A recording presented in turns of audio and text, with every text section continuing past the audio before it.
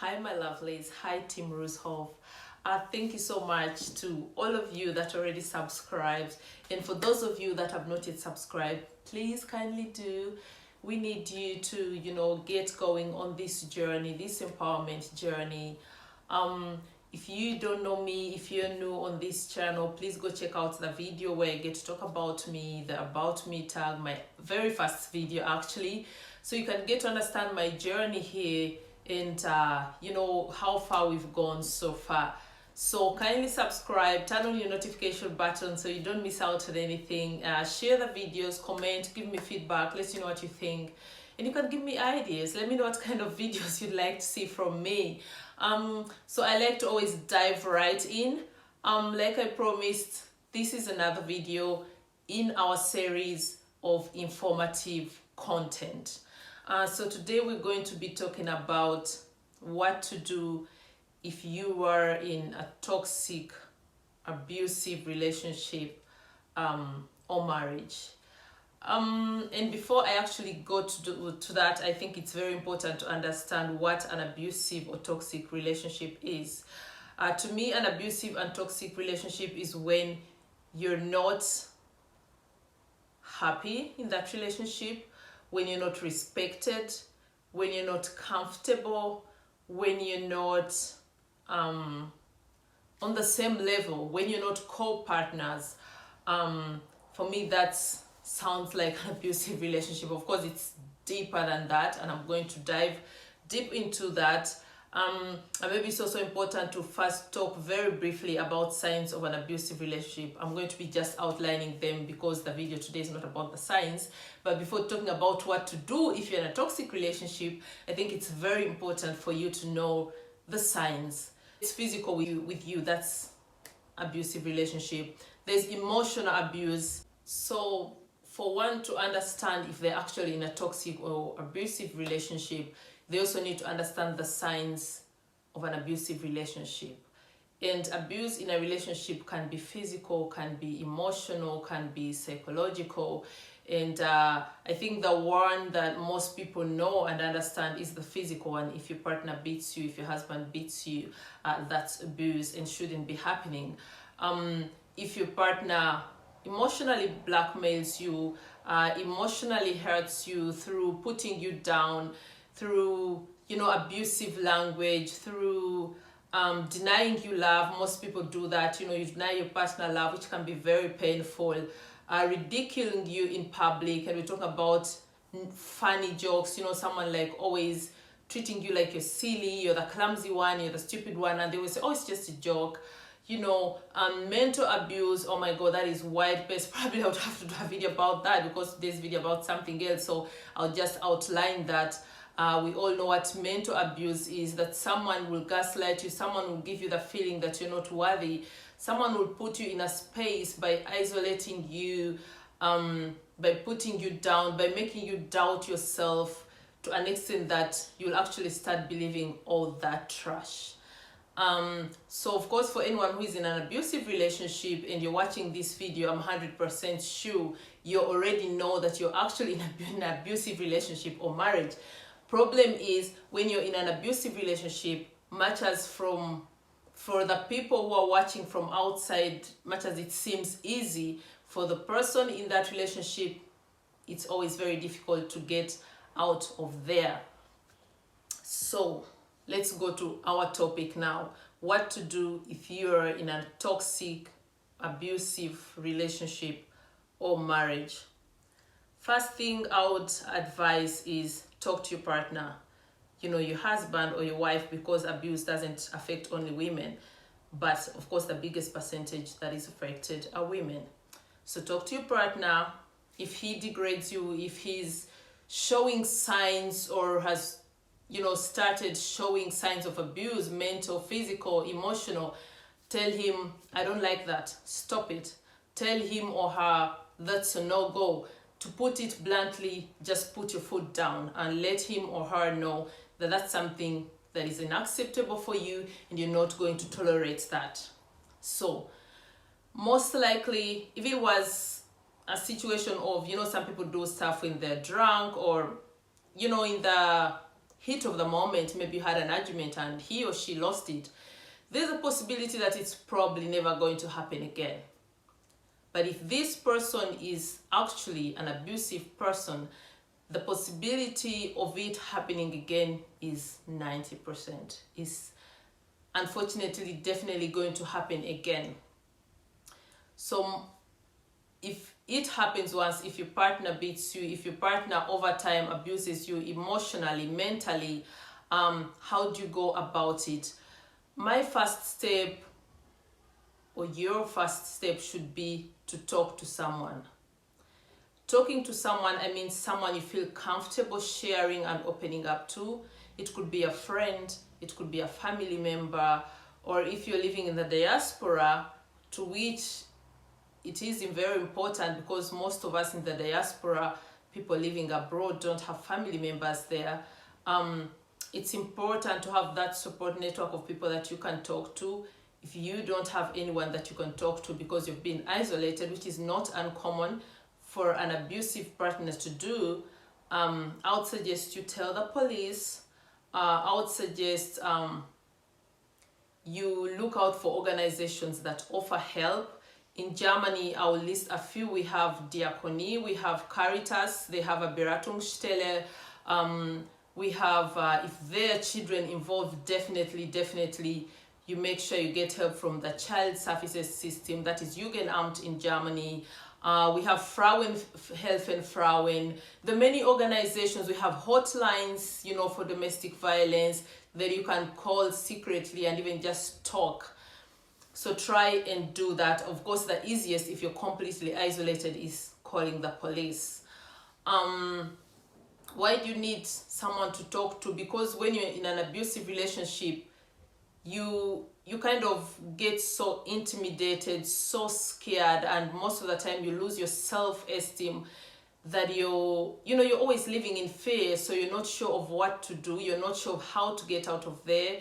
So you definitely need someone neutral, someone from the outside who can help you get out of this dilemma. Another alternative to someone you can talk to in such a situation, and the reason I'm emphasizing this is I've talked to several women who have been isolated, that they actually have no friends or even acquaintances that they can talk to. So I always tell them, or the people that approach me, if you get a chance to go to the doctor, your gynae, your family doctor, or if you're a mom and you get a child appointment at the pediatrician, use that chance, talk to him. Because if you talk to someone outside of your system, like a doctor, you tell him, this is ABC, I'm in an abusive relationship, I don't know how to get help, he will definitely help you. So what I'm trying to say is you have to be creative, you have to think out of the box.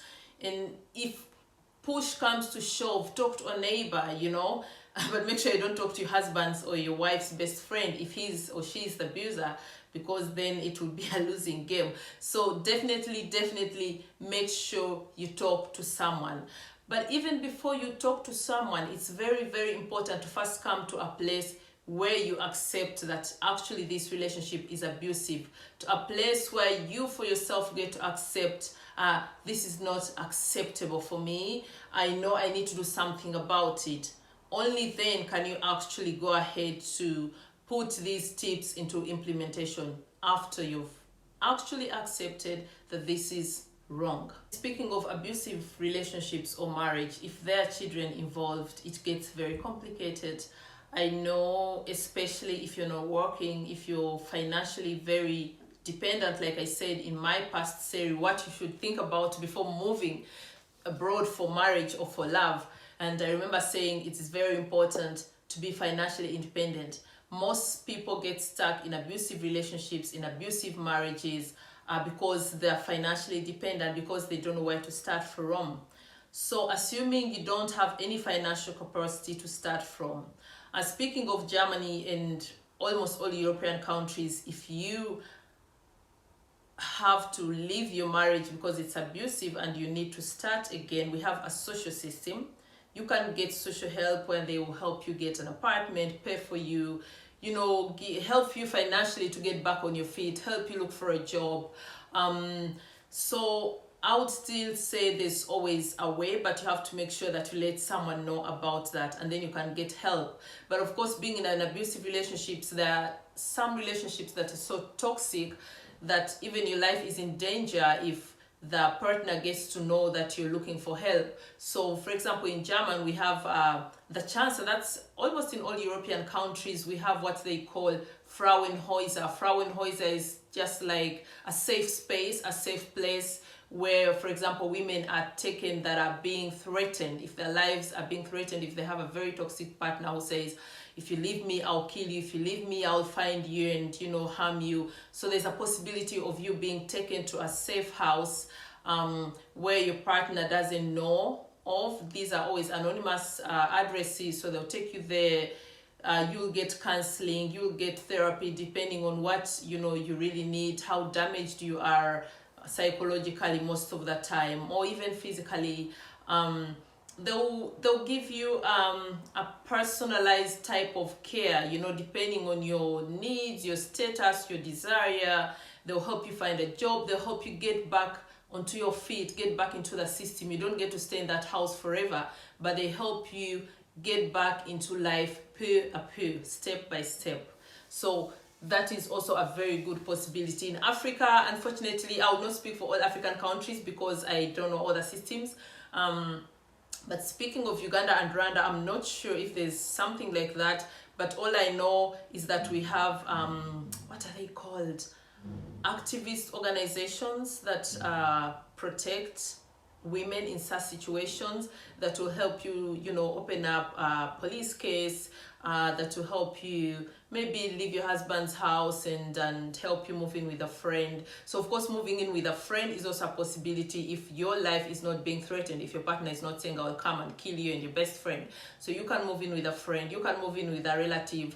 But the first step is also very important, to get away from that from that area, from that house where you're being abused. If your partner is so abusive and is still harassing you even after, separating houses, even you after moving out, you can request for a restraining order from the police, so he doesn't come near you, or he doesn't come to your new place of address, so you're a bit safe. If he does come near you or comes to your new place of address, the police will definitely act, because after people leave abusive relationships and marriages, of course, there's a heightened possibility of stalking, of harassment. Like the abusive person tries to harass you even when you've left them. They try to threaten you, they try to intimidate you. So in that instance, the police is very, very helpful.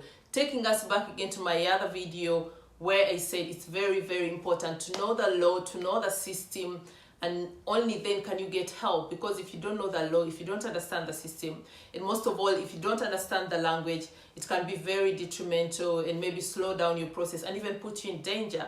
So that's very, very crucial. So like all the above mentioned points, living a toxic relationship or marriage is something that is almost long term. Because if you're in an abusive or toxic relationship, you've been damaged psychologically and emotionally, that you need time to get back on your feet. So of course, if you've managed to get to the step of finally leaving, you've made your plan how you're going to do that, and if and when it works out for you and you get out of that toxic relationship, you get out of that abusive marriage, there's still some work to do. You'll still have to, I would personally advise you to do therapy. Most of the time you will need that, do therapy, look for a counselor, look for a psychiatrist, depending on the kind of help that you need. Get someone to talk to, get someone to help you work through your trauma, so that you can get back on your feet, so that you can gain your confidence back, so you can get to realize your self-worth again. But all I can say is that it's very, very possible to get out of an abusive, toxic relationship or marriage. You can only make this, a success if you're consequent. Never make a mistake of going back to an abusive person. most of the time they'll come back begging and saying they're sorry and they're never going to do that again.